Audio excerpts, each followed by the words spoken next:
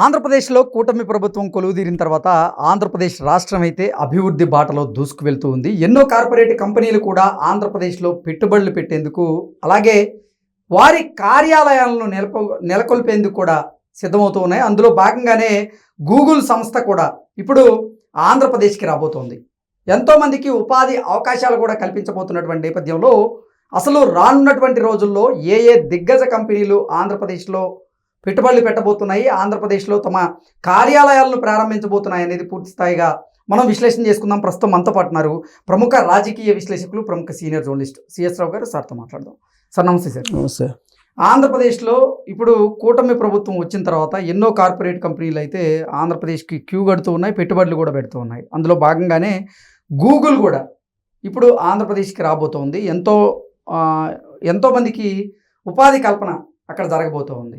ఏంటి సార్ భవిష్యత్తులో అసలు ఆంధ్రప్రదేశ్ రాష్ట్రంలో ఏ కంపెనీలు పెట్టుబడి పెట్టేటువంటి అవకాశం ఉంది, ఏ కంపెనీలు వారి కార్యకలాపాలను ఆంధ్రప్రదేశ్ కేంద్రంగా చేసుకొని పనిచేసేటువంటి అవకాశం ఉందంటే ఏం చెప్తారు? ఇప్పుడు చంద్రబాబు నాయుడు గారు రివ్యూ మీటింగుల్లో చెప్తున్న అంశాలు, అలాగే ప్రకటనలు, ప్రభుత్వం ఇస్తున్న ప్రకటనలు, ప్రభుత్వం యొక్క ప్రయత్నాలు, వాళ్ళ విజను, ఇవన్నీ కనుక చూస్తుంటే ఆంధ్రప్రదేశ్ ఒక అద్భుతమైనటువంటి ఆంధ్రప్రదేశ్గా రాబోయేటువంటి రోజుల్లో తయారు కాబోతుంది అనేది అర్థమవుతుంది.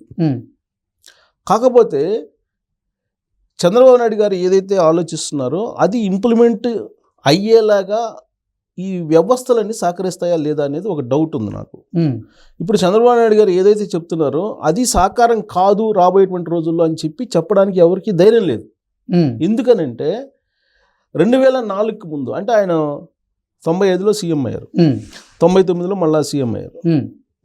ఎన్డీఏలో కీలకమైనటువంటి పాత్రను పోషించారు. ఆ రోజున కేంద్ర ప్రభుత్వాన్ని ఆయన శాసించారు. ఇక్కడి నుంచి ఉమ్మడి ఆంధ్రప్రదేశ్కి ఆయన చేసినటువంటి సేవ, బహుశా నేను 4-5 సీఎంలు ఉన్నప్పుడు నేను రిపోర్టింగ్ చేశాను. ఆయన చేసినటువంటి సేవ, ఆయన ఇచ్చినటువంటి విజన్ మరొకళ్ళు ఆ స్థాయిలో ఇచ్చి ఉండరేమో. అది నేను చెప్పడం కాదు. ఈవెన్ ఆయన్ని ద్వేషించేటువంటి లీడర్లు కేటీఆర్ కానీ, కేసీఆర్ కానీ, వీళ్ళందరూ ఇప్పుడు చెప్తున్నారు కదా, ఆయన విజన్ని మేము కాదనలేము, రాజకీయంగా మేము విభేదించవచ్చు కానీ అని చెప్పి వాళ్ళు చెప్తున్నారు కదా. మొన్నటిదాకా విషయం చెప్పినోళ్ళు కదా వీళ్ళంతా చంద్రబాబు నాయుడు గారి మీద.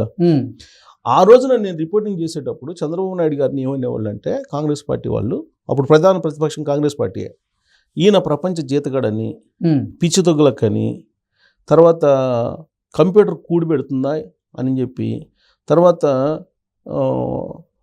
వ్యవసాయం అయితే బాగుంటుంది కానీ కంప్యూటర్ కూడిపెడుతుందా, ఈయన విజన్ అనేది 420 విజను, 2020 కాదు 420 విజను, ఇలాంటివన్నీ చాలా మాట్లాడేవాళ్ళు. ఇలాంటివి అయితే కనుక చైనాలో అయితే కాల్ చేస్తారు, పాకిస్తాన్లో అయితే ఉరి తీస్తారు, ఇట్లాంటివన్నీ చాలా మాట్లాడారు ఆయన గురించి. అయితే ఆయన ఏదైతే విజన్ తయారు చేస్తున్నారో ఆ విజన్ ప్రకారం వెళ్ళారు. దాని ఫలాలు ఇప్పుడు చూస్తున్నారు. తెలంగాణలో వాళ్ళ రెవెన్యూ మొత్తం ఎక్కడి నుంచి వస్తుంది? హైదరాబాద్ నుంచి వస్తుంది.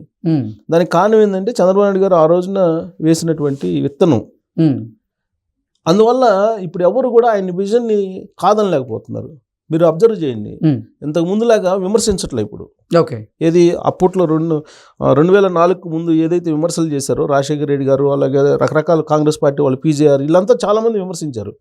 కానీ ఇప్పుడు ఆయన విజన్ని విమర్శించలేకపోతున్నారు. కాకపోతే ఏదో మాట్లాడుతున్నారు తప్పితే అప్పట్లాగా పిచ్చి తొగ్గులకని, లేకపోతే 420 అని, కంప్యూటర్ కూడిపెడుతుందని ఇట్లాంటి మాటలు అంటలా. ఎందుకంటే ఈ మాటలు అంటే ప్రజల నుంచి వ్యతిరేకత వస్తుంది. అరే కంప్యూటరే కదా కూడిపెడుతుందని అడుగుతారు జనరల్గా.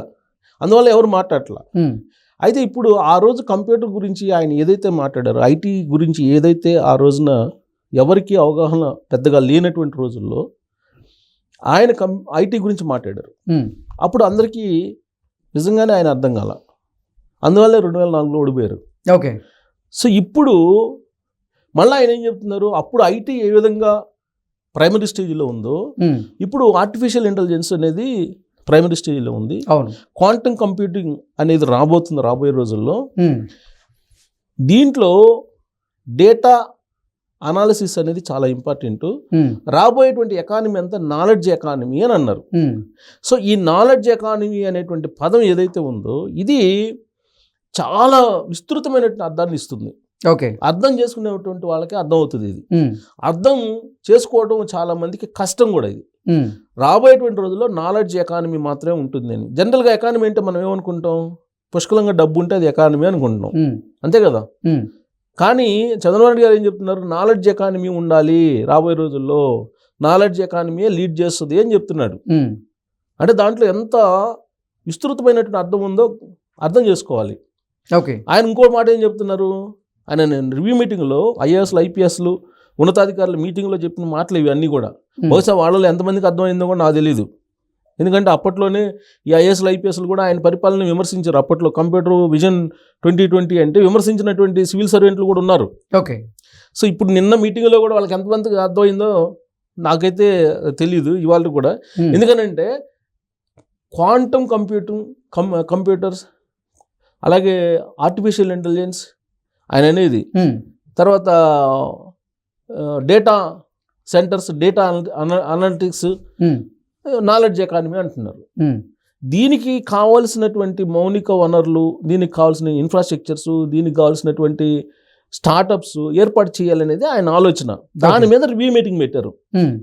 నాకు తెలిసి నాలెడ్జ్ ఎకానమీ అనేది చాలా మందికి బహుశా నేను అనుకోవటం అక్కడ పార్టిసిపేట్ చేసిన వాళ్ళకైనా అర్థం అవుతుందో లేదు. అందుకే ఆయన ఉన్నారు ఖచ్చితంగా మీరు అందరూ అర్థం చేసుకోవాలని.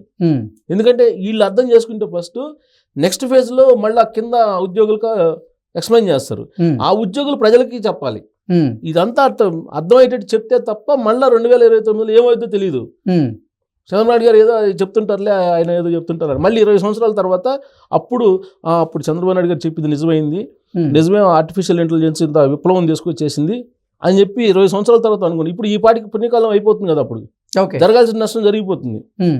అందుకని ఆయన ఈసారి ఏం చేస్తున్నారంటే దీన్ని ఫస్ట్ ఉన్నతాధికారులకి, సివిల్ సర్వెంట్లకి అర్థం కావాలి, ఆ తర్వాత ఉన్నతాధికారులకి అర్థం కావాలి, ఆ తర్వాత ఉద్యోగులకు అర్థం కావాలి, ఆ తర్వాత ప్రజలకు వీళ్ళు ఎక్స్ప్లెయిన్ చేయాలి, క్యాడర్ కూడా ఎక్స్ప్లెయిన్ చేసి చెప్పాలి ప్రజలకి. ఇది ఆయన థీమ్. సార్, ఇప్పటికే నిజంగా ఆ కూటమి ప్రభుత్వం ఆంధ్రప్రదేశ్లో కొలువు తీరిన తర్వాత చూసుకున్నట్లయితే ఎన్నో దిగ్గజ కంపెనీలు, ఎన్నో కార్పొరేట్ కంపెనీలు కూడా ఆంధ్రప్రదేశ్లో వారి కార్యకలాపాలను సిద్ధం చేసుకునేందుకు కార్యాలయాలను కూడా ఏర్పాటు చేస్తూ ఉన్నారు. అలాగే పెట్టుబడులు కూడా పెడుతూ ఉన్నారు. పెద్ద ఎత్తున ఉపాధి అవకాశాలు కూడా కల్పిస్తూ ఉన్నారు. మనం ముఖ్యంగా చూసుకున్నట్లయితే గూగుల్ కానివ్వండి, అలాగే యూట్యూబ్ స్టూడియోను అక్కడ నిర్మించేందుకు ప్రయత్నాలు జరుగుతూ ఉన్నాయి. అలాగే టీసీఎస్ వచ్చింది, ఇన్ఫోసిస్ లాంటి సంస్థలు కూడా రాబోతున్నాయి. అంటే మరికొన్ని ఐటీ దిగ్గజ కంపెనీలు కూడా ఆంధ్రప్రదేశ్లో పెట్టుబడులు పెట్టబోతున్నాయి అనేటువంటి వార్తలు కూడా వస్తున్నాయి. అసలు ఏం జరగబోతుంది ఆంధ్రప్రదేశ్లో రానున్న రోజుల్లో? ఫస్ట్ ఏంటంటే ఒక కీలకమైనటువంటి పరిణామం ఏంటంటే ఆంధ్రప్రదేశ్ ప్రజలు గమనించాల్సింది, టాటాతోటి ఒప్పందం చేసుకున్నారు. వాళ్ళు ఇన్నోవేషన్ హబ్ని ఏర్పాటు చేస్తున్నారు. టీసీఎస్ ఇన్నోవేషన్ హబ్ను అక్కడ ఏర్పాటు చేస్తున్నారు. ఆ ఇన్నోవేషన్ హబ్ నుంచి మీకు మొత్తం కొత్తగా పారిశ్రామికవేత్తలు తయారు కావాలనేది చంద్రబాబు నాయుడు గారి యొక్క లక్ష్యం. ఆయన అందుకే అన్నారు, ఉద్యోగాల కోసం మీరు ప్రయత్నం చెయ్యొద్దు, మీరు ఉద్యోగాలు ఇచ్చేలాగా తయారవ్వండి అని చెప్పారు ఆయన నిన్న మీటింగ్లో. మీరు ఉద్యోగాల కోసం మీరు ప్రయత్నం చేయొద్దు, ఉద్యోగం ఇచ్చేలాగా మీరు తయారవ్వాలి అని అన్నారు. రాబోయే రోజుల్లో ప్రతి ఇంట్లో ఆర్టిఫిషియల్ ఇంటెలిజెన్స్కి సంబంధించినటువంటి నాలెడ్జ్ ఉన్నటువంటి ఒక పర్సన్ అయినా ఉండాలి, కనీసం ఒక పారిశ్రామికవేత్త అయినా ఉండాలి అని చెప్పారు అన్నట్టు. ఆయన ఆ దిశగా ఆయన వెళ్తున్నాడు. దాంట్లో భాగంగా ఆయన టెక్నాలజీకి సంబంధించిన ఇన్ఫ్రాస్ట్రక్చర్ అంతా డెవలప్ చేస్తున్నారు. విశాఖ కేంద్రంగా చేసుకొని ఈ మొత్తం డేటా సెంటర్ని ఏర్పాటు చేస్తున్నారు. ఒక డేటా హబ్, ప్రపంచానికి డేటా హబ్గా విశాఖను తయారు చేయబోతున్నారు. ఆ విషయాన్ని చెప్తూ గూగుల్ ఆల్రెడీ రావడానికి సిద్ధమైంది, గూగుల్ డేటా సెంటర్ను వైజాగ్లో పెడుతున్నారు అనే దాన్ని చెప్తూ దీన్ని అఫీషియల్గా నేను రాబోయే రోజుల్లో అనౌన్స్ చేస్తాను అని చెప్పి లీక్ ఇచ్చారు. ఆ మీటింగ్లో లీక్ ఇచ్చారు, గూగుల్ డేటా సెంటర్ని వైజాగ్లో పెట్టబోతుంది అని చెప్పి. ఆల్రెడీ టీసీఎస్కు సంబంధించినటువంటి మొత్తం అక్కడే వచ్చేస్తున్నాయి. అలాగే రిలయన్స్ వాళ్ళు కూడా ఒప్పందం చేసుకున్నారు, భారీ ఒప్పందాలు చేసుకున్నారు రిలయన్స్ వాళ్ళు. అనేక ఐటీ కంపెనీలు వస్తున్నాయి. ఇంకొక విషయం కూడా ఏంటంటే టెస్లా కూడా రాబోతుంది. టెస్లా, ఎలన్ మస్క్ ఇండియాకి రావడానికి ఇంకా షెడ్యూల్ ఫైనల్ కాలేదు. ఆల్రెడీ భారత ప్రభుత్వం ఆయన్ని ఇండియాకి తీసుకురావడానికి ప్రయత్నం చేస్తుంది, ఇండియాకు విజిట్ చేయమని చెప్తుంది. ఇండియాకి విజిట్ చేసిన తర్వాత ఖచ్చితంగా టెస్లా కూడా ఆంధ్రప్రదేశ్కి వచ్చే అవకాశం ఉందని చెప్పి చెప్తున్నారు. ఇక రాయలసీమకు సంబంధించి ఆయన డ్రోన్, ఏరోస్పేసు ఇవన్నీ కూడా ఏర్పాటు చేస్తున్నారు. అక్కడ హార్డ్వేర్ హబ్గా రాయలసీమను ఏర్పాటు చేయాలి, ఆధ్యాత్మిక కేంద్రంగా తిరుపతిని తయారు చేయాలి, విశాఖనేమో ఐటీ కేంద్రంగా తయారు చేయాలి అనేటువంటి ఒక ప్లాన్ తోటి ఆయన వెళ్తూ ఉన్నారు. అందుకే రాబోయేటువంటి రోజుల్లో ఆంధ్రప్రదేశ్ అనేది ప్రపంచానికి ఆర్టిఫిషియల్ ఇంటెలిజెన్స్ హబ్ అవుతుంది. అది కావాలంటే మీరందరూ పారిశ్రామికవేత్తలు కావాలి. నాలెడ్జ్ ఎకానమీ మీద మీరందరూ ఆధారపడాలి. మీ జీవితాలందరూ కూడా నాలెడ్జ్ ఎకానమీ మీద ఆధారపడాలి అని చెప్పారు ఆయన. ఓకే. నాలెడ్జ్ ఎకానమీ ఎప్పుడు వస్తుంది? ప్రతి వాళ్ళు ఇండస్ట్రిస్ట్ అయినప్పుడు. దేంట్లో? టెక్నాలజీలో ఇండస్ట్రీ కావాలి. ఆ దిశగా మీరు నేర్చుకోండి అని చెప్తూ విట్ దాంట్లో పాల్గొన్నారు ఆయన. విట్లో పాల్గొన్నప్పుడు కూడా ఇదే చెప్పారు. ఓకే. విట్ సంబంధించి కార్యక్రమంలో దాన్ని పాల్గొని విట్లో స్టూడెంట్స్కి కూడా అదే చెప్పారు. రాబోయే రోజుల్లో ఇండస్ట్రియలిస్టుల్ని అలాగే యూనివర్సిటీస్ని రెండింటిని కంబైన్ చేసి ఆ దిశగా నెక్స్ట్ తరాన్ని తీసుకెళ్ళబోతున్నాము అని చెప్పారు. ఆ దిశగా ఆల్రెడీ ప్రయత్నాలు కూడా జరుగుతున్నాయి. ఇప్పటికే దేశం మొత్తం మీద పేరున్నటువంటి 7 యూనివర్సిటీలు అమరావతి ప్రాంతంలో ఉన్నాయి. ఓకే. ఒకప్పుడు గుంటూరు అని అంటే విద్యకు మంచి పేరు, చదువుకి బాగా పేరు. అందుకే మీరు గమనిస్తే 70sలో వెళ్ళినటువంటి వాళ్ళు చాలామంది అమెరికాలో పెద్ద పెద్ద పొజిషన్లో ఉన్నారు.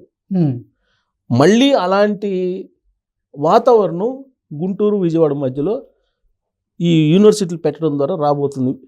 ఎడ్యుకేషన్ హబ్గా మారబోతుంది. అది ఎడ్యుకేషన్ హబ్, టెక్నాలజీ హబ్గా మారబోతుంది అది అని చెప్పచ్చు. టోటల్గా ఏంటంటే ఆంధ్రప్రదేశ్ని ఒక ఆర్టిఫిషియల్ ఇంటెలిజెన్స్ హబ్గా తయారు చేయబోతున్నారు. దీనికి సంబంధించినటువంటి బిల్డింగ్స్ని ప్రారంభించబోతున్నారు. మే 2వ తారీఖున ప్రధానమంత్రి నరేంద్ర మోడీ గారు చేతుల మీదుగా కొన్ని బిల్డింగ్స్ని చేయబోతున్నారు. అలాగే అమరావతి రీకన్స్ట్రక్షన్కి శంకుస్థాపన కూడా చేయబోతున్నారు ఆయన 2వ తారీఖు రాబోతున్నారు. ఆ రోజున అమరావతిలో దాదాపుగా ఒక 2-3 గంటలు ఆంధ్రప్రదేశ్లో ఉండే అవకాశం ఉంది నరేంద్ర మోడీ గారు. ఆ సందర్భంగా ఆయన ప్రారంభించేటువంటి భవనాలను చూస్తే రాబోయే రోజుల్లో ఆంధ్రప్రదేశ్ ఏ విధంగా ఉండబోతుంది అనేది కొంతవరకు అర్థం చేసుకోవచ్చు. ఇప్పటి వరకు ఏంటంటే ఈ గ్రాఫిక్స్ చూపిస్తుంటారు చంద్రబాబు నాయుడు గారు, ఆయన ఏదో గ్రాఫిక్స్ చూపిస్తుంటారు, అవి వాస్తవాలు కాదని చెప్తున్నారు. ఇప్పుడు చాలామంది లాస్ట్ టైం కూడా అదే చెప్పారు కదా, 2019లో ముందు అదే చెప్పి చంద్రబాబు నాయుడు గారిని ఓడించారు. మళ్ళీ ఇప్పుడు అదే చెప్తున్నారు. బట్ ఈసారి ప్రజలు అంత ఈజీగా నమ్మరు. ఎందుకంటే ఆల్రెడీ అక్కడ రీకన్స్ట్రక్షన్ సంబంధించిన పనులు జరుగుతున్నాయి. 60,000 కోట్ల రూపాయలు అమరావతి నిర్మాణానికి పెట్టారు. ఇంకొక వైపు దాదాపు 2 లక్షల కోట్ల విలువైనటువంటి పనులకి నరేంద్ర మోడీ గారి చేతుల మీదుగానే శంకుస్థాపనలు, ప్రారంభోత్సవాలు చేయబోతున్నారు. ఇదంతా సాకారం కావాలంటే కనీసం 3-4 సంవత్సరాలు పడుతుంది. దీనికి ఒక రూపం రావాలంటే. అప్పటి వరకు ఖచ్చితంగా చంద్రబాబు నాయుడు గారిని విమర్శిస్తూ ఉంటారు. ఆ విమర్శలు పట్టించుకోకుండా ఆయన వెళ్తుంటారు గతంలో లాగా. సో కాబట్టి ఆంధ్రప్రదేశ్కి రాబోయే రోజుల్లో ఇవన్నీ జరిగితే నిజంగానే 2047కి నెంబర్ 1 వరల్డ్లో అవుతుంది. బట్ ఇవన్నీ కావాలంటే రాజకీయంగా ముందు డిస్టర్బెన్స్ లేకుండా ఉండాలి అక్కడ. Okay sir, thank you so much. Thank you.